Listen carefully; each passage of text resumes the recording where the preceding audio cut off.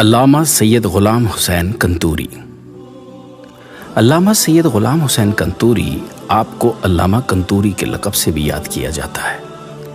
آپ 17 ربیع الاول سن 1247 ہجری میں سرزمین کنتور پر پیدا ہوئے۔ سن 1254 ہجری میں عازم لکھنؤ ہوئے۔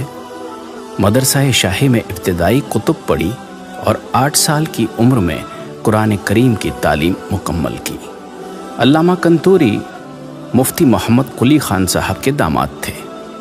علامہ کی شادی 1262 ہجری میں ہوئی۔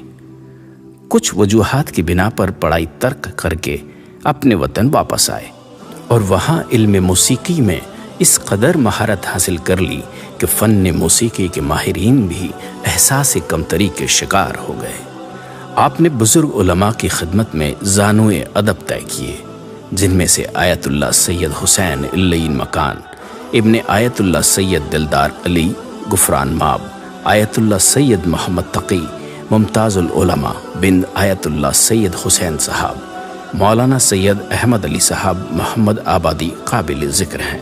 علامہ کو آیت اللہ سید حسین صاحب نے اجازہ اجتہاد بھی عطا فرمایا۔ اسی طرح آپ نے سلطان العلماء آیت اللہ سید محمد صاحب سے اجازہ اجتہاد حاصل کیا۔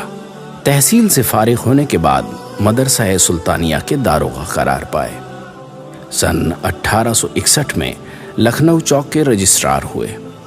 اس ذمہ داری کو آپ نے بہت اچھی طرح نبھایا، جس کے نتیجے میں علامہ کو انعام و اکرام سے بھی نوازا گیا۔ سن 1862 عیسوی میں فالج کا اثر ہو گیا، جس کے سبب چلنے پھرنے سے معذور ہو گئے۔ آپ نے ایک رات خواب دیکھا کہ 2 عیسائی خواتین آئی ہیں اور کہہ رہی ہیں کہ ہم تمہیں شفا دے سکتے ہیں، لیکن اس کے لیے پہلے تمہیں عیسائی بننا ہوگا۔ علامہ کو عالم خواب میں اس قدر غصہ آیا کہ تمام اعضائے بدن حرکت میں آ گئے، اور جب بیدار ہوئے تو فالج کا اثر ختم ہو چکا تھا۔ غلام حسین صاحب تنگ دستی کے باوجود نماز جماعت کی اجرت لینا پسند نہیں کرتے تھے۔ علامہ کی ذہانت قابل داد تھی۔ خراب ہوئی گھڑی کو خود ہی ٹھیک کر لیا کرتے تھے۔ آپ علم جفر میں بھی ماہر تھے۔ علامہ نے لکھنؤ میں ایک مدرسے کی بنیاد رکھی۔ یہ مدرسہ پہلے تو ممتاز العلماء کے امام بارگاہ میں رہا، پھر علامہ کی کوششوں سے کافی ترقی ہوئی، جس کی مولانا احمد علی صاحب محمد آبادی نے تعریف و تمجید بھی کی۔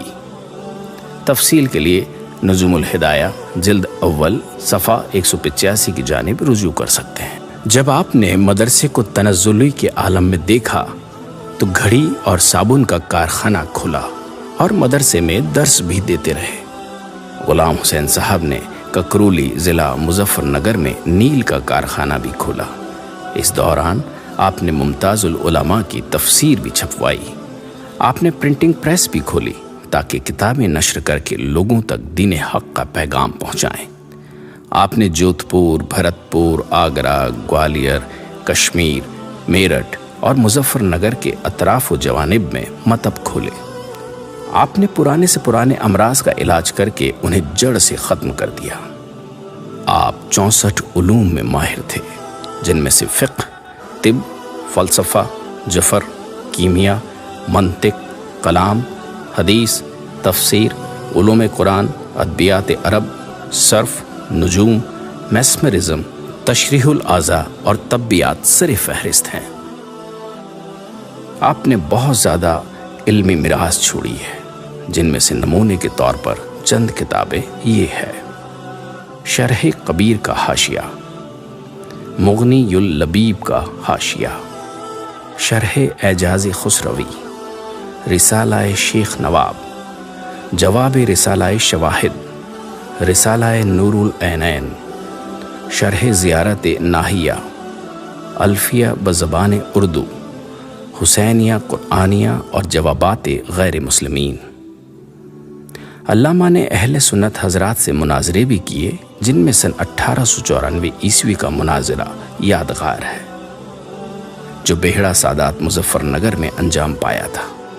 آپ دیگر مناظروں کی طرح اس مناظرے میں بھی کامیاب رہے۔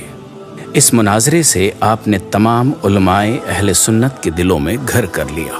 آپ شیعہ سنی اتحاد کے حامی و دائی تھے اور ہمیشہ سنی علماء کے ساتھ مل کر کام کرتے تھے۔